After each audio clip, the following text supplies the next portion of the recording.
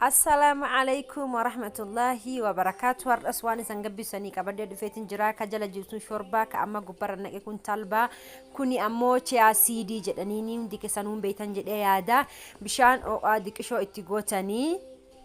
سامبودا بشان كان ولين ديك شو حازف موهين كتني ورقبنا بربانا دبا نتنجرورا كنّي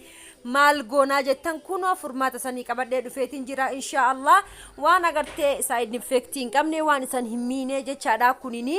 waan hedduu takka bareedaa karaa fayyee qabeessa taheen agartee isan gabbisuudha daqiiqaa 15f akkasii zafzaftanii keettanii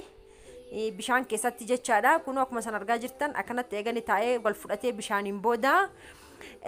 waan kenna kadhibihin qopheeffannaa sambooda waliin nannaqanesh juusa godhanna kunoo akkuma san argaa jirtan kuni muuziidha guyyaa baay'ee sanitti mee ture muuziin nama gabbistii nama furdistii yoo agartee nyaata wali